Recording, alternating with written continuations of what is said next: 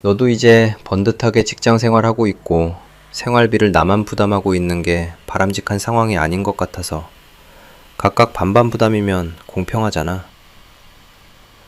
남편의 연봉은 2억. 저는 애 키우면서 파트타임으로 버는 돈이 겨우 200 남짓이었습니다. 그런데 갑자기 생활비를 각각 부담하자고요.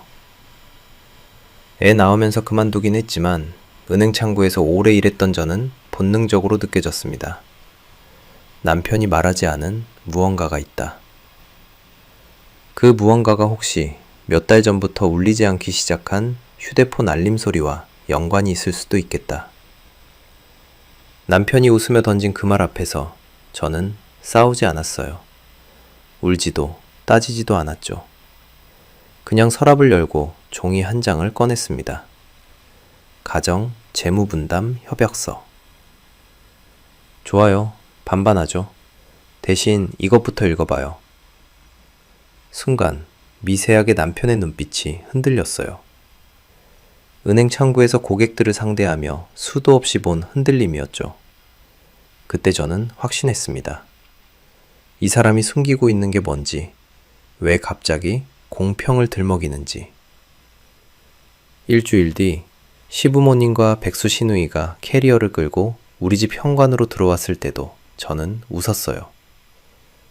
시어머니가 며느리가 밥 차리는 게 예의라며 아침상을 요구했을 때도요. 저는 조용히 협약서 3조를 읽어드렸습니다. 추가 거주자 발생 시 초청자가 식비 전액 부담, 결제 책임자는 서재훈이에요. 그리고 배달 앱을 켰죠. 영수증은 남편 계좌로 정확히 청구했고요. 공평이라는 말을 먼저 꺼낸 건 남편이었는데 그 칼날이 누구를 향하고 있는지 그들은 아직 몰랐습니다. 한때 사랑했던 남편 서재훈. 안타깝지만 이제는 가정을 저버리고 벌려놓은 일들을 그 사람이 책임져야 할 시간이었습니다. 그 칼날이 우리를 향하게 두고 볼 수는 없었으니까요. 여러분의 구독, 좋아요는 더 많은 사연을 만드는 힘이 됩니다. 안녕하세요. 저는 김나연이라고 합니다. 지금은 2025년 봄이고 제가 이 이야기를 시작하는 건 작년 이맘때 정확히 2024년 3월 말부터 제 인생이 완전히 뒤집혔기 때문이에요. 그때 저는 육아하는 틈틈이 재경관리사 자격증을 따서 송도에 있는 회계사무소에서 일하고 있었어요. 주 30시간 파트타임이었죠. 월급은 200만 원 정도. 아이가 5살이었으니까 풀타임으로 일하기엔 무리였거든요. 남편 재우는 외국계 제약회사 영업팀 차장이었고 연봉은 2억이었습니다. 송도 신축 아파트 32평에 살았어요. 깨끗하고 밝은 집이었죠. 아침마다 아이를 어린이집에 데려다주고 돌아오면 저는 거실 한쪽에 앉아서 가계부를 정리했어요. 예전에 은행 텔러로 일했던 습관이 남아서 숫자 정리하는 게 편했거든요. 카드 명세서, 공과금, 아이 교육비, 식비까지 엑셀로 꼼꼼하게 적었습니다. 그날도 마찬가지였어요. 커피 한 잔 옆에 노트북을 펼쳐놓고 지난달 지출을 정리하고 있었죠. 그런데 이상한 게 하나 보였습니다. 남편 카드 알림이 한 달 넘게 안 온 거예요. 원래 남편은 카드를 자주 썼거든요. 회식도 많고 골프도 치러 다니고. 그런데 알림이 뚝 끊겼어요. 설정을 바꿨나? 그 생각이 스치는 순간 남편이 현관문을 열고 들어왔습니다. 나연아, 있어? 평소보다 목소리가 밝았어요. 아니, 너무 밝았습니다. 뭔가 준비한 사람처럼요. 응, 여기 있어요. 남편은 거실로 들어오더니 소파에 털썩 앉았어요. 넥타이를 풀면서 웃었죠. 요즘 부부들은 다 공평하게 산다던데. 네, 생활비 말이야. 맞벌이면 반반하는 게 요즘 추세잖아. 우리도 그렇게 하면 어때? 저는 노트북 화면을 내리면서 남편을 봤어요. 남편은 여전히 웃고 있었습니다. 그런데 눈빛은 웃지 않았어요. 갑자기 왜요? 갑자기는 아니지. 나도 생각해봤거든. 너도 일하는데 내가 혼자 생활비 다 내는 게 좀 불공평한 것 같아서. 불공평. 그 단어가 귀에 박혔습니다. 남편은 연봉이 2억인데 제 월급은 200만 원이에요. 그동안 남편이 대부분의 생활비를 냈던 건 사실이에요. 하지만 저도 아이 교육비랑 장보기, 외식비 일부는 제 카드로 냈거든요. 그런데 이제 와서 불공평이라니. 공평하게 하자는 거예요? 응. 반반. 그게 요즘 부부관계잖아. 남편은 계속 웃었어요. 그런데 저는 웃을 수가 없었습니다. 왜냐하면 그 순간 머릿속에 떠오른 장면이 있었거든요. 일주일 전이었어요. 새벽에 화장실을 가려다가 거실을 지나치는데 남편이 소파에 앉아서 휴대폰을 보고 있었어요. 불도 안 켜고요. 화면 빛만 얼굴을 비추고 있었죠. 저는 그냥 지나쳤는데 그때 남편이 뭔가를 터치하는 소리가 들렸어요. 여러 번 빠르게. 그리고 며칠 뒤부터 카드 알림이 안 왔습니다. 알림을 껐구나. 그 생각이 확신으로 바뀌는 순간 저는 속이 서늘해졌어요. 하지만 울지 않았습니다. 따지지도 않았죠. 그냥 웃었어요. 좋아요. 반반하죠. 남편 얼굴에 안도감이 스쳤습니다. 너무 빨리요. 그래. 역시 나연이는 이해가 빨라. 저는 일어나서 서재로 갔어요. 남편은 TV 리모컨을 집어들었죠. 아마 이제 끝났다고 생각했을 거예요. 하지만 저는 서재 책상 서랍을 열고 며칠 전에 미리 준비해둔 종이 한 장을 꺼냈습니다. 가정 재무분담 협약서라는 제목이 박혀 있었어요. 은행 텔러 시절 저는 온갖 금융 서류를 다뤘어요. 대출 계약서, 보험 약관, 카드 규정까지. 그래서 알았습니다. 사람은 말로 속일 수 있지만 문서는 속일 수 없다는 거요. 거실로 돌아와서 종이를 테이블 위에 놓았어요. 이것부터 읽어봐요. 남편이 TV에서 눈을 떼고 종이를 봤습니다. 표정이 굳었어요. 이게 뭐야? 협약서요. 공평하게 하려면 규칙이 있어야죠. 남편은 종이를 집어들었어요. 눈을 가늘게 뜨고 읽기 시작했습니다. 저는 그 모습을 가만히 지켜봤죠. 협약서엔 몇 가지 조항이 있었어요. 첫째, 공동생활비는 남편과 아내가 각각 50%씩 부담한다. 둘째, 추가 거주자 발생 시 초청자가 식비와 공과금을 전액 부담한다. 셋째, 가사노동 요구는 배달의식으로 대체 가능하며 결제 책임자를 명시한다. 넷째, 본협약은 양측 서명 시효력이 발생하며 일방적 파기는 불가하다. 남편은 종이를 내려놓았어요. 웃음기가 사라진 얼굴로 저를 봤습니다. 이런 걸 왜 이렇게까지 해? 공평하려면 명확해야죠. 당신도 그렇게 말했잖아요. 그냥 서로 믿고 하면 되지. 이렇게 계약서까지 쓰는 게 좀. 저는 남편의 말을 끊지 않았어요. 그냥 가만히 들었습니다. 남편은 계속 말했죠. 우리 부부인데 이런 식으로 하면 좀 서먹하잖아. 그럼 반반은 안 하실 거예요? 아니, 하긴 할 건데. 그럼 서명해요. 남편이 입을 다물었어요. 저는 펜을 하나 꺼내서 테이블 위에 놓았습니다. 남편은 한참 동안 종이를 내려다봤어요. 그러다가 한숨을 쉬고 펜을 집어들었습니다. 이거 법적 효력 같은 건 없는 거지? 우리끼리 약속이에요. 남편이 서명란에 이름을 적었어요. 빠르게, 대충. 그 손놀림이 눈에 박혔습니다. 저도 옆에 이름을 적었어요. 천천히, 또박또박. 서명이 끝나자 남편이 일어났어요. 그럼 이제 됐지? 나 씻을게. 네, 가세요. 남편이 방으로 들어가고 저는 협약서를 봉투에 넣었어요. 그리고 휴대폰으로 사진을 찍었습니다. 여러 장. 확대해서도 찍고 서명 부분만 따로 찍고. 그날 밤 저는 잠이 안 왔어요. 남편 코 고는 소리 옆에서 천장을 바라보며 생각했습니다. 이 사람이 왜 갑자기 반반을 꺼냈을까? 카드 알림을 끈 것. 평소보다 밝았던 목소리. 협약서를 보고 흔들렸던 눈빛. 모든 게 연결됐어요. 남편이 뭔가를 숨기고 있었습니다. 그리고 그 숨긴 것을 공평이라는 말로 덮으려 했던 거예요.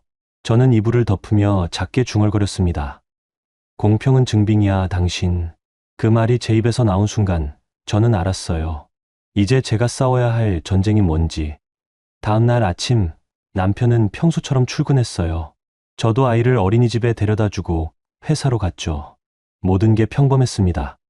하지만 제 가방 안에는 봉투 하나가 들어 있었어요. 가정 재무분담 협약서라고 적힌. 그리고 그 봉투는 앞으로 제가 휘두를 칼이 될 거였습니다.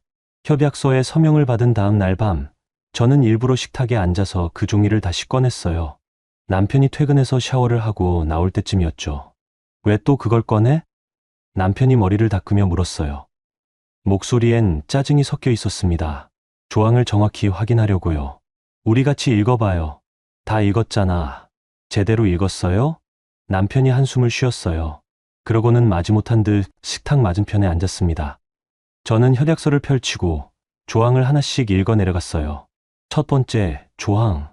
공동생활비는 남편과 아내가 각각 50%씩 부담한다. 여기까지는 당신이 원한 거죠? 응. 두 번째, 조항. 추가 거주자 발생 시 초청자가 식비와 공과금을 전액 부담한다. 남편 손이 멈췄어요. 수건을 목에 걸친 채로 저를 봤습니다. 추가 거주자. 그게 무슨 뜻이야? 예를 들어, 친정 부모님이 오시거나 시부모님이 오시는 경우요. 초청한 사람이 비용을 내는 거예요. 우리 집에 누가 온다고 그런 걸 써놔? 혹시 모르잖아요. 규칙은 미리 정해두는 게 좋아요. 저는 웃으며 말했어요. 남편은 표정이 묘했습니다. 뭔가 걸린 것 같은 얼굴이었죠. 세 번째, 조항. 가사노동 요구는 배달 외식으로 대체 가능하며 결제 책임자를 명시한다. 이건 뭐냐면요. 만약 누가 저한테 밥 차리라고 하면 배달로 대체할 수 있다는 거예요. 그리고 그 비용은 요구한 사람이 내야 하고요. 너 지금 이상하게 나오는 거 아니야? 남편 목소리가 높아졌어요. 저는 고개를 들어 남편을 봤습니다. 이상한 게 아니라 공평한 거예요. 당신이 반반하자고 했잖아요. 반반은 생활비 얘기지. 이런 식으로 칼같이 자르자는 게 아니었어. 그럼 뭐예요? 당신 마음대로 정하는 공평? 저는 웃음을 거두고 물었어요. 남편이 입을 다물었습니다. 당신이 공평을 먼저 꺼냈으니까 저도 공평하게 하려는 거예요. 이게 싫으면 협약서 찢어요. 대신 반반도 없던 일로 하고요. 남편은 한참 동안 아무 말도 하지 않았어요. 그러다가 휴대폰을 집어들고 소파로 가버렸습니다. 알았어. 하던 대로 하자. 저는 협약서를 접으며 작게 중얼거렸죠. 이미 서명했는데. 그날 밤 남편은 저한테 말을 안 걸었어요. 저도 괜찮았습니다. 제가 원한 건 남편의 기분이 아니라 서명이었으니까요. 며칠이 지나고 저는 협약서를 투명 파일에 넣어서 서재 서랍 깊숙이 보관했어요. 그리고 사진은 클라우드에 따로 백업했죠. 혹시 모르니까요. 일주일쯤 지났을 때였어요. 남편이 퇴근하면서 전화를 한 통 받더니 표정이 밝아졌습니다. 응, 알았어. 그래, 언제쯤? 이번 주? 좋아. 그럼 그렇게 해. 전화를 끊고 저를 보더니 웃었어요. 그런데 그 웃음이 어딘가 어색했습니다. 나연아, 잠깐 얘기 좀 하자. 무슨 일이에요? 우리 부모님이랑 민정이가 잠깐 우리 집에 오시기로 했어. 저는 설거지하던 손을 멈췄어요. 천천히 고개를 돌려 남편을 봤습니다. 언제요? 이번 주 토요일. 잠깐만 계실 거야. 한 달? 아니, 좀 더 짧을 수도 있고. 한 달이요? 응. 아버지가 집 수리한다고 해서 그동안 어디 계실 데가 없잖아. 저는 싱크대에 기대서서 남편을 봤어요. 남편은 여전히 웃고 있었습니다. 그래서 미리 말씀드리는 거야. 괜찮지? 저한테 물어볼 일이 아니라 통보하는 거죠? 왜 그렇게 나와? 당신 가족이 오는 건데 제가 뭐라고 할 수 있겠어요. 저는 웃으며 말했어요. 남편 얼굴에 안도감이 스쳤습니다. 역시 나연이는 이해가 빨라. 남편이 방으로 들어가고 저는 설거지를 마저 했어요. 그리고 서재로 가서 서랍을 열었습니다. 투명 파일 안에 협약서가 보였어요. 추가 거주자 발생 시 초청자가 식비와 공과금을 전액 부담한다. 저는 그 문장을 손가락으로 짚으며 작게 웃었습니다. 공평은 이제부터예요. 서재훈 씨. 토요일 아침 현관 초인종이 울렸어요. 남편이 먼저 달려가서 문을 열었죠. 어머니, 아버지, 민정아, 어서 와. 시어머니가 캐리어를 끌고 들어왔어요. 뒤에 시아버지, 그리고 시누이가 따라왔습니다. 캐리어만 3개였어요. 오, 집 좋네. 역시 송도는 깨끗해. 시어머니가 거실을 둘러보며 말했어요. 저는 현관에서 인사를 했습니다. 어서 오세요, 어머님. 그래, 나연이. 오랜만이네. 시어머니가 제 어깨를 툭 치며 지나갔어요. 시누이는 저를 보지도 않고 거실 소파에 털썩 앉았습니다. 오빠, 와이파이 비번 뭐야? 잠깐만. 내가 알려줄게. 남편이 시누이한테 달려가고 저는 현관에 남은 캐리어들을 봤어요. 3개. 한 달치 하기엔 너무 많았습니다. 시아버지가 제 옆을 지나가며 작게 말했어요. 배에 끼쳐서 미안하네. 아니에요. 편히 계세요. 시아버지는 고개를 끄덕이고 안방으로 들어갔습니다. 시어머니가 뒤따라 들어가며 큰 소리로 말했어요. 방이 넓긴 한데 침대가 좀 작네. 재훈아, 우리 이불 어디 깔아? 제가 준비할게요, 어머니. 남편이 부산하게 움직였어요. 저는 주방에 서서 그 모습을 봤습니다. 시누이가 소파에 누워서 휴대폰을 보고 있었어요. 거실 테이블 위엔 이미 시누이 가방이랑 화장품이 널려 있었죠. 그날 저녁 시어머니가 부엌으로 들어왔어요. 나연아, 내일 아침은 집에서 먹어야지. 네, 아침은 집밥이 최고야. 우리 재훈이도 원래 아침 꼭 먹고 나가는 애거든. 저는 설거지하던 손을 멈추고 시어머니를 봤어요. 시어머니는 냉장고를 열어보며 말했습니다. 반찬도 좀 해놔야겠네. 김치는 있고 나물은? 나연아, 너 나물 할 줄 알아? 어머님, 저 내일 아침 일찍 나가야 해서요. 일? 무슨 일? 주말인데 회사 정리할 게 있어서요. 시어머니가 냉장고 문을 닫고 저를 봤어요. 표정이 굳어 있었습니다. 며느리가 집안일도 안 하고 무슨 일을 그렇게 나가? 저는 아무 말도 하지 않았어요. 그냥 설거지를 마저 했죠.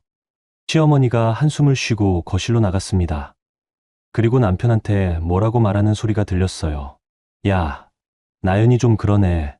시어머니가 밥 얘기했는데 대꾸도 안 해. 어머니, 나연이도 바쁘니까요. 바빠도 예의는 있어야지. 저는 수도꼭지를 잠그고 손을 닦았어요. 그리고 서재로 갔습니다. 서랍을 열고 협약서를 꺼냈어요. 추가 거주자 발생 시 초청자가 식비와 공과금을 전액 부담한다. 저는 그 문장을 다시 한번 읽었습니다. 그리고 휴대폰을 꺼내서 배달 앱을 켰어요. 다음 날 아침 시어머니가 부엌으로 들어왔을 때 저는 이미 배달 음식을 주문해 놓은 상태였습니다. 어머님, 아침 곧 도착해요. 배달. 네. 죽이랑 샌드위치 시켰어요. 시어머니 얼굴이 일그러졌어요. 남편이 황급히 부엌으로 들어왔습니다. 나연아, 이게 무슨... 협약서 2조예요. 추가 거주자 발생 시 초청자가 식비 부담. 결제 책임자는 당신이에요, 서재웅 씨. 저는 웃으며 말했어요. 그리고 휴대폰 화면을 보여줬죠. 주문 내역과 함께 결제 대기 중이라는 문구가 떠 있었습니다. 카드 등록해 주세요. 어머님이랑 아버님, 시누이 드실 거니까 4인분이에요. 남편 얼굴이 하얗게 질렸습니다. 그 순간 저는 알았어요. 이 전쟁이 이제 막 시작됐다는 걸. 배달 음식이 도착했을 때 거실 분위기는 얼어붙어 있었어요. 시어머니는 식탁에 앉아서 죽 그릇을 내려다보기만 했고 시아버지는 신문을 보는 척했지만 한 장도 넘기지 않았습니다. 시누이만 샌드위치를 집어들고 한 입 베어 물었죠. 맛있네 언니. 여기 어디 거예요? 근처 유명한 데예요. 저는 웃으며 대답했어요. 남편은 휴대폰만 들여다보고 있었습니다. 아마 결제 알림을 확인하고 있었겠죠. 시어머니가 숟가락을 내려놓았어요. 나연아, 우리 좀 얘기하자. 네, 어머님. 아침은 집에서 해먹는 게 정이잖니. 배달 음식은 가끔 먹는 거지 매일 이렇게 시켜 먹으면 어떡해. 어머님, 저는 아침마다 출근 준비 때문에 바빠서요. 그래도 며느리가 상은 차려야지. 시어머니 목소리가 높아졌어요. 저는 죽을 한 숟가락 떠서 입에 넣었습니다. 천천히 씹고 삼키고 그 다음에 말했어요. 어머님, 협약서에 있잖아요. 가사노동 요구는 배달로 대체 가능하다고요. 무슨 협약서? 시어머니가 남편을 봤어요. 남편은 고개를 돌렸습니다. 재훈아, 이게 무슨 소리야? 어머니, 나중에 얘기할게요. 무슨 협약서를 쓰고 사는 거야, 부부가. 시어머니가 목소리를 높였어요. 저는 휴대폰을 꺼내서 협약서 사진을 보여줬습니다. 저희 부부가 합의해서 만든 거예요. 공평하게 살려고요. 공평. 이게 공평이야? 시어머니가 화면을 보더니 코웃음을 쳤어요. 부부가 이런 식으로 사는 게 어딨어. 재훈아, 너 정신 차려. 이게 말이 돼? 남편은 아무 말도 하지 않았어요. 저는 휴대폰을 다시 주머니에 넣었습니다. 어머님, 아침 드세요. 식으면 맛없어요. 시어머니가 숟가락을 집어들더니 테이블을 탁 쳤어요. 예의도 없고 시어머니가 얘기하는데 말대꾸를 해? 저는 웃지 않았어요. 그냥 시어머니를 봤습니다. 말대꾸가 아니라 설명이에요, 어머님. 저희는 규칙을 정해서 사는 거예요. 규칙. 며느리가 밥 차리는 게 규칙이지. 이게 무슨 규칙이야? 시어머니가 일어났어요. 시아버지가 시어머니 팔을 잡았습니다. 여보, 일단 먹고 얘기해. 먹고 얘기할 게 뭐 있어? 이 집은 완전히 거꾸로 돌아가고 있잖아. 시어머니가 방으로 들어가 버렸어요. 쿵 소리와 함께 문이 닫혔습니다. 식탁에는 저와 남편, 시아버지, 시누이만 남았어요. 시누이가 샌드위치를 다 먹고 일어났습니다. 저 방에서 공부할게요. 민정아, 너 방 없잖아. 남편이 말했어요. 시누이가 거실을 가리켰습니다. 여기서 할 거예요. 조용히 해주세요. 그러고는 소파에 누워서 책을 펼쳤어요. 아니, 책을 펼친 척하고 휴대폰을 봤습니다. 시아버지가 자리에서 일어나며 작게 말했어요. 나연 씨, 미안하네. 아니에요, 아버님. 시아버지가 방으로 들어가고 저와 남편만 남았어요. 남편이 낮은 목소리로 말했습니다. 나연아, 너 지금 이러는 거 좀 심한 거 아니야? 뭐가요? 어머니 기분 상하시잖아. 협약서대로 한 건데요. 그래도 가족인데 이렇게까지 해야 돼? 저는 쭉 그릇을 치우며 말했어요. 가족이라서 규칙이 필요한 거예요. 안 그러면 한쪽만 손해보니까요. 남편이 할 말을 잃은 듯 입을 다물었어요. 저는 설거지를 하러 부엌으로 갔습니다. 그날부터 집 안 공기가 완전히 바뀌었어요. 시어머니는 저를 보면 인사도 안 하고 고개를 돌렸고 시누이는 거실을 완전히 점령했습니다. 소파, 테이블, 심지어 TV 리모컨까지 자기 물건처럼 썼죠. 아이가 장난감을 갖고 놀려고 하면 시누이가 짜증을 냈어요. 조카, 조용히 좀 해. 언니 공부해야 돼. 시누이, 여기 거실이에요. 그래도 집중해야 하니까요. 조카 방에서 놀게 해주세요. 저는 아이를 데리고 방으로 들어갔어요. 아이가 물었습니다. 엄마, 왜 우리가 방에만 있어야 해? 잠깐만이야. 하지만 잠깐이 아니었어요. 일주일이 지나고 2주가 지나도 시댁 식구들은 떠날 기미가 없었습니다.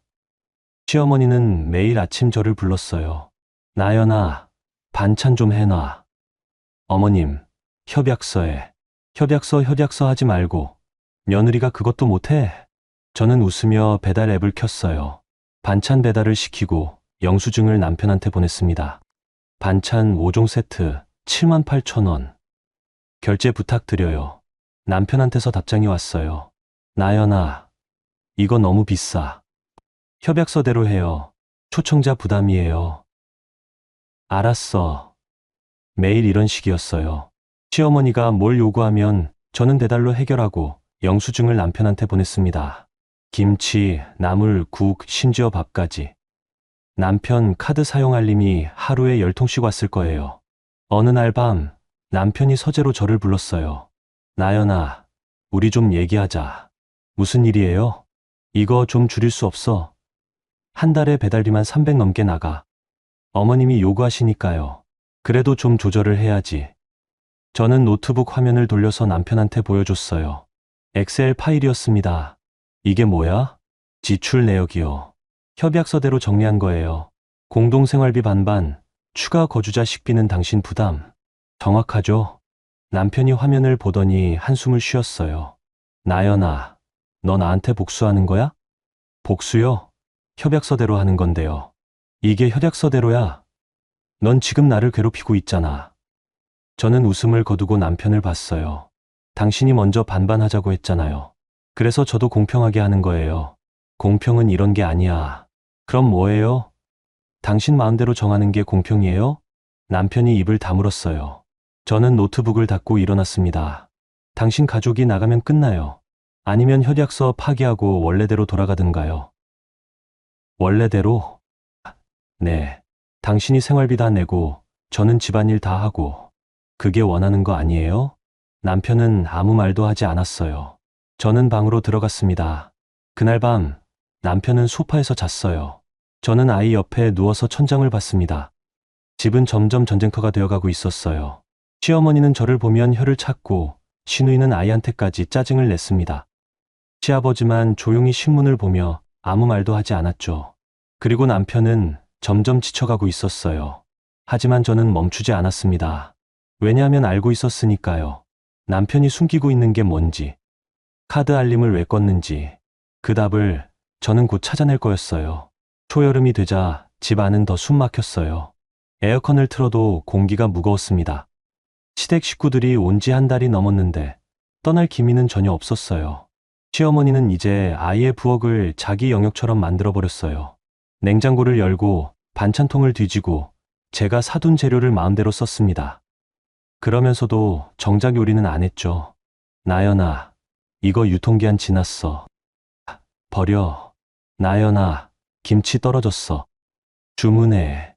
나연아, 반찬이 왜 이렇게 없어? 저는 그때마다 배달 앱을 켰어요. 주문하고 영수증을 남편한테 보냈습니다. 남편은 이제 답장도 안 했어요. 그냥 결제만 했죠. 어느 날 저녁, 아이가 거실에서 블록을 쌓고 놀고 있었어요. 시누이가 소파에 누워서 드라마를 보고 있었죠. 아이가 실수로 블록을 넘어뜨렸는데 소리가 좀 컸나 봐요. 시누이가 벌떡 일어났어요. 조카, 조용히 좀 해. 미안해요, 이모. 미안하면 다야? 언니 공부해야 한다니까. 시누이, 지금 드라마 보고 있잖아요. 제가 말했어요. 시누이가 저를 쏘아봤습니다. 드라마 보는 것도 휴식이에요. 저 스트레스 받아서 공부 안 되거든요. 그래도 아이한테 소리 지르는 건 언니는 애만 편들어요. 저도 사람인데 집에서 쉴 권리 있죠. 시누이가 방으로 들어가 버렸어요. 아이가 울먹이며 저를 봤습니다. 엄마, 내가 잘못했어? 아니야. 괜찮아. 저는 아이를 안아줬어요. 그런데 가슴이 답답했습니다. 이게 맞나 싶었죠. 밤이 되고 시어머니가 부엌으로 왔어요. 나연아, 내일부터 아침은 네가 차려. 어머님, 협약서. 협약서 그만 좀 들먹여. 며느리가 밥 차리는 게 당연한 거야. 당연한 게 어디 있어요. 저는 설거지하던 손을 멈추고 시어머니를 봤어요.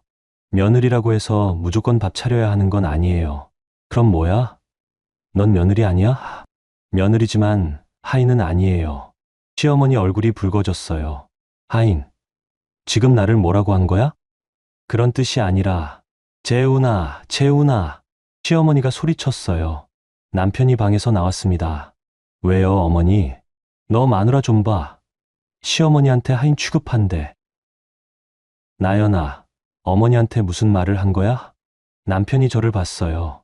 저는 수건으로 손을 닦았습니다. 저는 하인이 아니라 며느리라고 했어요. 그게 그 말이야. 시어머니가 소리쳤어요. 남편이 한숨을 쉬었습니다. 나연아, 어머니한테 사과해.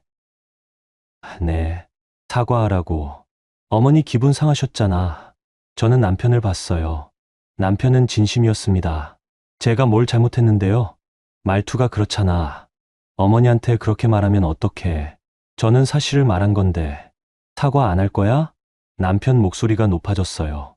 저는 입을 다물었습니다. 시어머니가 팔짱을 끼고 저를 봤어요. 사과 안 하면 나 내일 친정 가. 어머니, 재훈이 너까지 내 마누라 편들 거야? 어머니가 틀렸어? 남편이 저를 봤어요. 눈빛이 간절했습니다. 제발 그냥 한 번만 해줘라는 듯이. 저는 웃었어요. 죄송해요, 어머님. 제가 말을 좀 심하게 했네요. 시어머니가 코웃음을 쳤어요. 그래, 그렇게 하지. 며느리가 예의를 알아야지. 시어머니가 방으로 들어갔어요. 남편이 안도의 한숨을 쉬었습니다. 고마워. 나연아. 저는 대답하지 않았어요. 그냥 설거지를 마저 했습니다. 그날 밤 아이를 재우고 침대에 누웠는데 잠이 안 왔어요. 천장을 보며 생각했죠. 이게 맞나? 협약서대로 하는 게 맞는 건가? 아니면 제가 너무 심한 건가? 그때 휴대폰이 진동했어요. 카드사 문자였습니다. 신한카드 한도 초과로 결제가 승인되지 않았습니다. 저는 화면을 멍하니 봤어요. 남편 카드였습니다. 한도 초과? 저는 일어나서 노트북을 켰어요. 남편 카드 사용 내역을 정리한 파일을 열었습니다. 숫자들이 줄줄이 나왔어요. 배달비, 반찬비, 공과금. 한 달에 거의 500만 원이 나간 거예요. 하지만 이상했어요. 남편 연봉이 2억인데 한도 초과가 될 리 없었죠. 저는 다른 파일을 열었어요. 남편이 쓰는 다른 카드들. 그리고 그때 봤습니다. 리볼빙, 현금 서비스, 카드론. 모든 카드가 한도 끝까지 차 있었어요. 저는 손이 떨렸어요. 마우스를 움직여서 더 찾아봤습니다. 대출 내역. 세계은행에서 총 8천만 원. 고금리 대부업체 대출 2천만 원. 그리고 마지막에 본 게 코인 거래소 이체 내역이었어요. 2억. 남편이 코인에 2억을 넣었던 거예요. 그리고 그게 다 날아갔습니다. 저는 노트북 화면을 내리고 두 손으로 얼굴을 감쌌어요. 그래서 반반을 한 거구나. 남편은 빚을 숨기려고 생활비를 나눈 거였어요. 그리고 시댁 식구들을 들여서 저한테 부담을 떠넘기려 했던 거죠. 저는 부엌으로 갔어요. 물을 한 잔 마셨습니다. 손이 계속 떨렸어요. 거실에서는 시댁 식구들 코 고는 소리가 들렸어요. 안방에선 남편이 자고 있었고요. 저는 싱크대에 기대서서 작게 중얼거렸습니다. 이 집에서 내가 잃을 건 더 없어.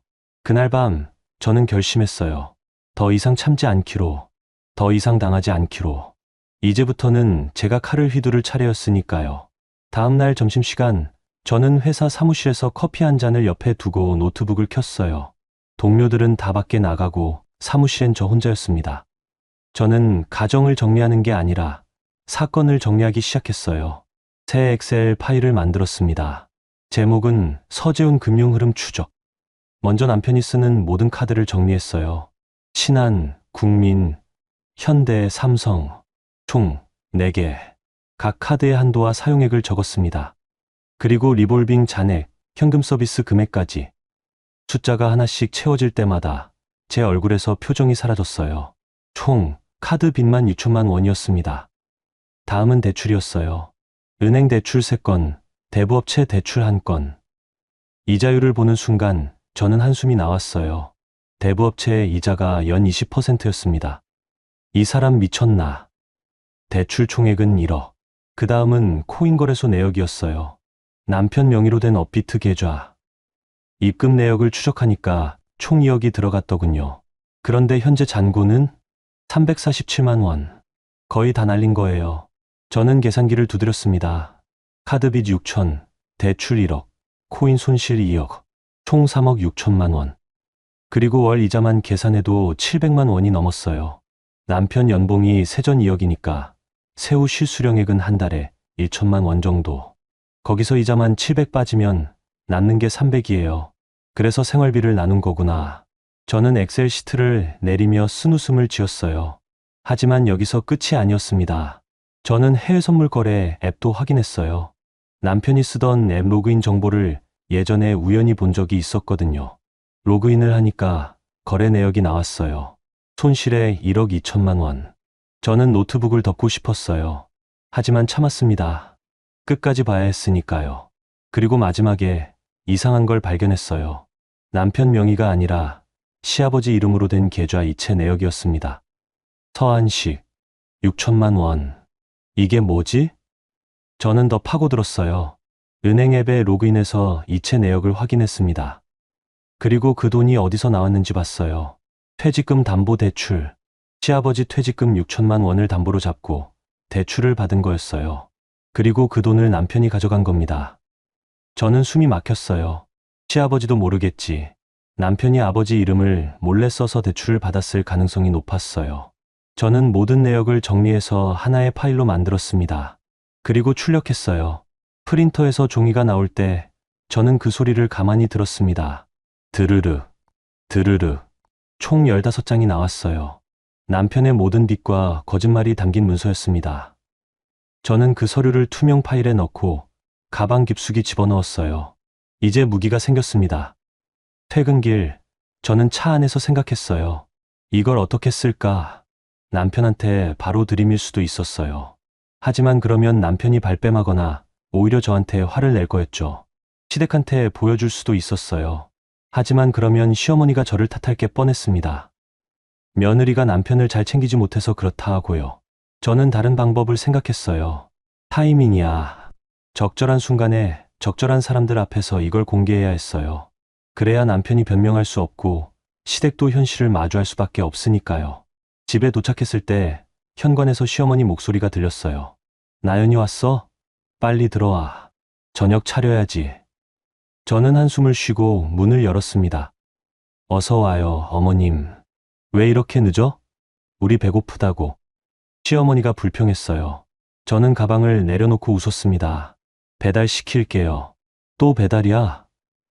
나연아, 오늘은 네가 직접 좀 해봐. 협약서대로 할게요, 어머님. 시어머니가 혀를 찼어요. 저는 부엌으로 가서 휴대폰을 꺼냈습니다. 배달 앱을 켜고 저녁 메뉴를 골랐어요. 중국집, 4인 세트. 주문하고 영수증을 남편한테 보냈습니다. 저녁 식대 12만 원. 결제 부탁드려요. 몇 분 뒤 남편한테서 전화가 왔어요. 나연아, 나 지금 회사야. 전화 받을 수 있어? 네, 말씀하세요. 12만 원. 저녁에 왜 이렇게 비싼 걸 시켜? 어머님이 중국 음식 드시고 싶다고 하셨어요. 그래도 이건 좀 심한 거 아니야? 협약서대로 해요. 추가 거주자 식비는 초청자 부담이잖아요. 남편이 한숨을 쉬었어요. 나연아, 우리 진짜 이렇게 살아야 돼? 당신이 먼저 반반하자고 했잖아요. 그건 그렇지만, 그럼 원래대로 돌아갈래요? 협약서 파기하고 당신이 생활비 다 낼래요? 남편이 말을 멈췄어요. 제 질문에 대답할 수 없었던 거죠. 왜냐하면 남편은 이미 빚더미에 앉아 있었으니까요. 결제할게. 고마워요. 저는 전화를 끊었어요. 그리고 가방에서 투명 파일을 꺼내봤습니다. 15장의 서류. 남편의 모든 비밀. 저는 그걸 다시 가방에 넣고 작게 웃었어요. 조금만 기다려. 서재훈. 곧 끝날 거야. 그날 밤 중국 음식이 도착했어요. 시어머니는 짜장면을 먹으면서도 불평했습니다. 배달 음식은 역시 맛이 없어. 집밥이 최고지. 저는 탕수육을 집어 먹으며 대답했어요. 그럼 어머님이 직접 해 드세요. 시어머니가 젓가락을 내려놓았어요. 뭐라고? 어머님이 해 드시면 되잖아요. 부엌 쓰셔도 돼요. 넌 며느리야, 며느리. 며느리지만 요리사는 아니에요. 시어머니 얼굴이 붉어졌어요. 남편이 황급히 끼어들었습니다. 어머니, 그냥 드세요. 나연이도 피곤한가 봐요. 피곤하면 말을 그렇게 해. 저는 웃으며 말했어요. 어머님, 제가 피곤한 게 아니라 솔직한 거예요. 그날 저녁 식탁은 다시 얼어붙었어요. 하지만 저는 괜찮았습니다. 왜냐하면 이제 제가 주도권을 쥐고 있었으니까요. 숫자가 말하는 진실을 알고 있었으니까요. 그리고 곧 모두가 그 진실을 마주하게 될 거였어요. 한여름이 되자 집 안은 더 뜨거웠어요. 에어컨을 풀가동해도 분위기는 식지 않았습니다. 시어머니는 매일 아침 부엌에 나와서 밥상을 요구했어요. 나연아, 오늘은 미역국 좀 끓여봐. 어머님, 배달시킬게요. 배달로 미역국을 어떻게 시켜? 요즘은 다 돼요. 저는 웃으며 배달 앱을 켰어요. 미역국 배달 전문점을 찾아서 주문했습니다. 시어머니가 혀를 찼어요. 넌 정말 며느리 자격이 없어. 자격이요? 어머님, 저는 협약서대로 하는 거예요. 그 협약서 그만 좀 들먹여. 협약서 없애고 싶으면 나가시면 돼요. 제 말에 시어머니가 얼어붙었어요. 남편이 황급히 끼어들었습니다. 나연아, 너 너무 심한 거 아니야? 뭐가요? 어머니한테 나가라는 게 말이 돼? 저는 선택지를 드린 거예요. 협약서를 지키든지 나가시든지. 남편 얼굴이 일그러졌어요. 하지만 아무 말도 하지 못했습니다. 왜냐하면 협약서에 서명한 건 남편이었으니까요. 그날부터 저는 모든 걸 영수증으로 남겼어요. 아침 식사, 점심 도시락, 저녁 반찬, 간식, 심지어 커피까지. 시어머니가 뭘 요구하면 저는 바로 배달을 시키고 영수증을 남편한테 보냈습니다. 아침 식대 4인분, 52,000원. 저녁 반찬 세트, 89,000원. 간식 과일 바구니, 65,000원. 하루에 20만 원씩 나갔어요. 한 달이면 600만 원. 남편한테서 전화가 오기 시작했어요. 나연아, 이거 진짜 못 견디겠어. 뭐가요? 한 달에 배달비만 600 넘게 나가. 나 카드 한도 다 찼어. 그럼 어머님한테 나가시라고 하세요. 그게 쉽게 되는 말이야? 당신이 모셔온 거잖아요. 당신이 보내야 하죠. 남편이 할 말을 잃었어요. 저는 전화를 끊고 다시 배달 앱을 켰습니다. 그날 저녁 남편이 퇴근하자마자 저를 서재로 불렀어요. 나연아, 우리 진지하게 얘기 좀 하자. 무슨 일이에요? 이거 진짜 안 돼. 나 이제 카드 못 써. 협약서 파기할래요? 그게 아니라. 그럼 뭐예요? 남편이 한참 동안 입을 다물고 있다가 작게 말했어요. 부모님 좀 내보낼게. 저는 남편을 봤어요. 남편 얼굴은 초췌했습니다. 언제요? 이번 주 안에. 약속할 수 있어요? 응. 저는 고개를 끄덕였어요. 알겠어요. 그럼 그때까지 기다릴게요. 하지만 저는 알고 있었어요. 남편이 부모님을 내보내는 건 시작일 뿐이라는 걸. 진짜 문제는 따로 있었으니까요.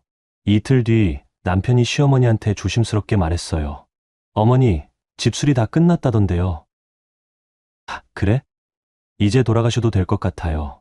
시어머니 얼굴이 굳었어요. 우리 쫓아내는 거야? 쫓아내는 게 아니라 이제 집도 됐으니까요. 네, 마누라가 시킨 거지? 어머니, 그게 아니라 나연이 네가 시킨 거 맞지? 시어머니가 저를 봤어요. 저는 설거지를 하면서 대답했습니다. 저는 아무 말도 안 했어요, 어머님. 거짓말. 넌 처음부터 우릴 내보내려고 했잖아. 어머님, 협약서 때문에 힘든 건 저희 둘 다예요. 시어머니가 코웃음을 쳤어요. 협약서. 부부가 그런 걸 쓰고 사니까 이 모양이지. 그럼 안 쓰면 한쪽만 손해보잖아요. 손해. 네가 무슨 손해를 봐? 저는 설거지하던 손을 멈추고 시어머니를 봤어요. 어머님이 제 집에서 2달 동안 공짜로 사셨잖아요.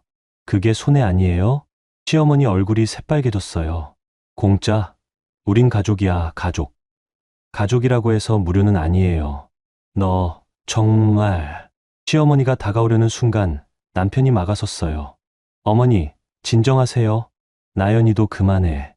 시어머니가 남편을 밀치고 방으로 들어가 버렸어요. 쿵 소리와 함께 문이 닫혔습니다. 남편이 저를 봤어요. 나연아, 너 좀 심했어. 사실을 말한 건데요. 그래도 어머니 기분을. 당신은 어머니 기분만 생각해요? 제 기분은요? 남편이 입을 다물었어요. 저는 설거지를 마저 하고 방으로 들어갔습니다. 주말, 시댁 식구들이 짐을 쌌어요. 시어머니는 끝까지 저를 보지 않았고 시누이는 혀를 차며 캐리어를 끌었습니다. 언니, 저 다신 안 와요. 그러세요. 저는 웃으며 대답했어요. 시누이가 문을 쾅 닫고 나갔습니다. 시아버지만 저한테 인사를 했어요. 나연 씨, 폐 많이 끼쳤네. 아니에요, 아버님. 편히 가세요. 시아버지가 고개를 끄덕이고 나갔습니다. 남편이 부모님을 배웅하러 나가고 저는 거실에 홀로 남았어요. 텅 빈 거실, 소파, 테이블, 그리고 깨끗한 공기.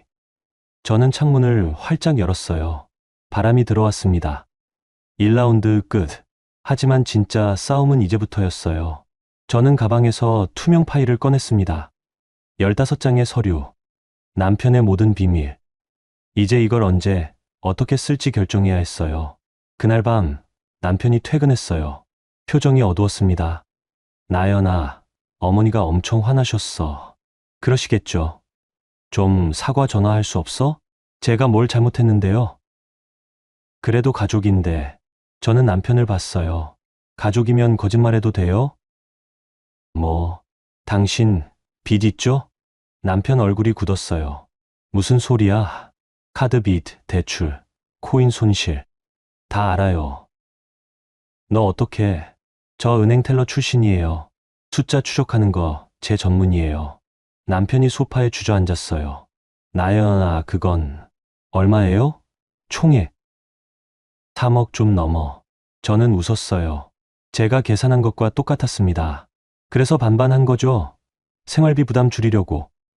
남편이 고개를 숙였어요. 미안해. 미안하다고 끝나요? 나연아, 나 지금 정말 힘들어. 이자만 한 달에 700이야. 그건 당신 문제예요. 우리 부부잖아. 같이 해결할 수 없어? 저는 남편을 봤어요. 남편은 간절한 눈빛이었습니다. 당신 혼자 만든 빚이에요. 당신이 책임져야죠. 나연아, 저는 도와줄 수 없어요. 남편이 얼굴을 손으로 감쌌어요. 저는 방으로 들어갔습니다. 가방에서 서류를 꺼내 다시 한번 읽어봤어요. 그리고 결심했습니다.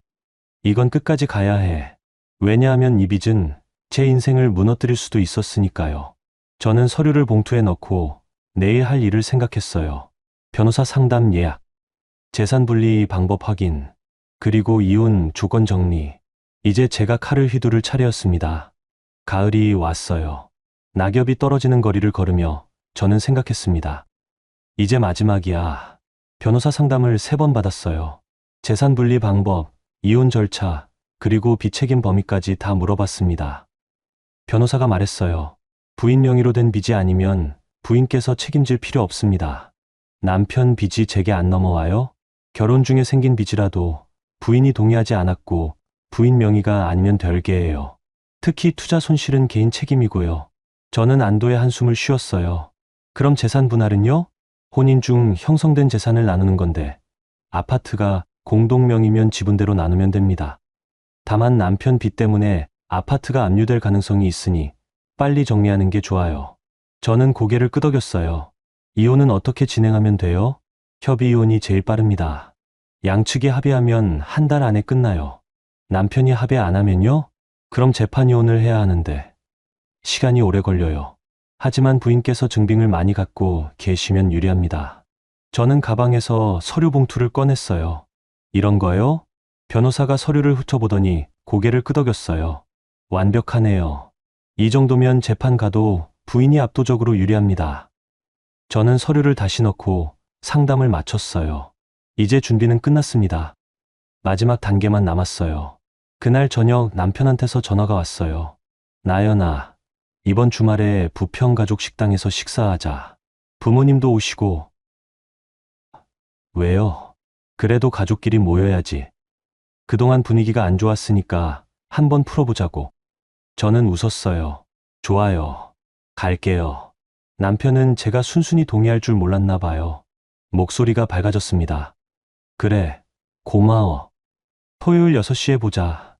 전화를 끊고 저는 가방을 열었어요. 서류 봉투를 확인했습니다. 이날이 마지막이야.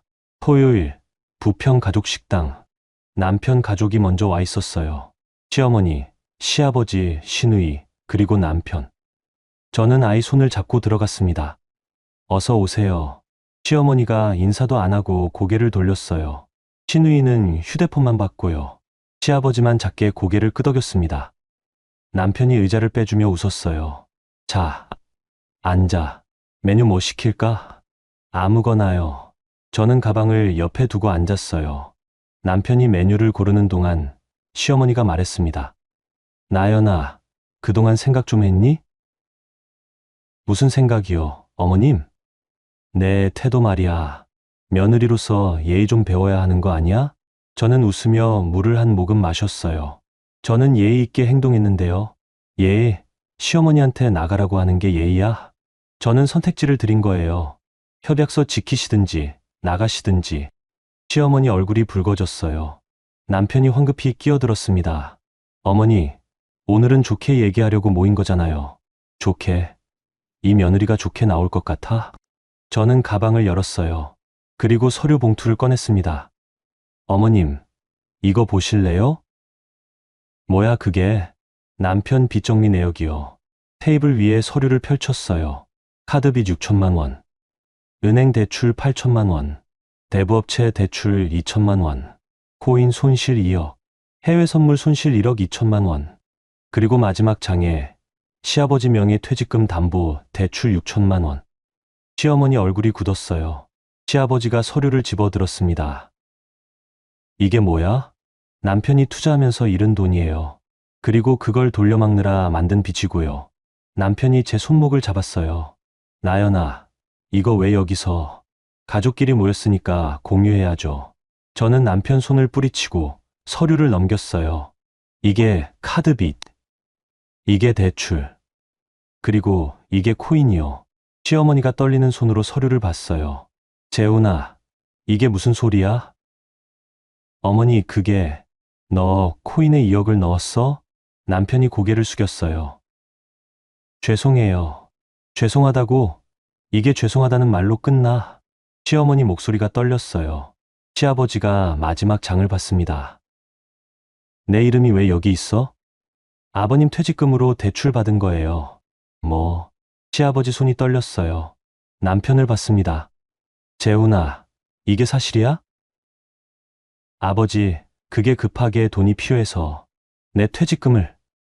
내가 평생 번 돈을? 시아버지 목소리가 커졌어요. 주변 사람들이 쳐다봤습니다. 시어머니가 남편한테 손을 들었어요. 탁 소리가 났습니다. 이 자식아.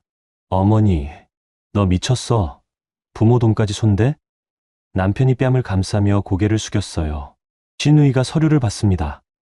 오빠, 이게 진짜야? 응. 그럼 우리 집 망하는 거야? 남편은 아무 말도 하지 못했어요. 저는 서류를 정리하며 말했습니다. 어머님, 아버님, 저는 이 빚에 책임이 없어요. 제 명의도 아니고 제가 동의한 것도 아니에요. 시어머니가 저를 봤어요. 그럼 뭐? 넌 빠져나가겠다는 거야? 네. 저는 제 몫만 챙길 거예요. 이 나쁜 년. 시어머니가 소리쳤어요. 주변 사람들이 완전히 쳐봤습니다. 저는 차분하게 말했어요. 나쁜 건 남편이에요. 가족한테 거짓말하고 부모님 돈까지 손댄 사람은 저 아니에요. 시아버지가 남편을 봤어요. 재훈아, 이거 어떻게 할 거야? 아버지, 제가 갚을게요. 뭘로? 이자만 한 달에 700이라며? 남편이 아무 말도 못했어요. 저는 가방을 메고 일어났습니다. 저는 이만 가볼게요. 아이도 있고요. 나연아. 남편이 제 팔을 잡았어요. 저는 뿌리쳤습니다.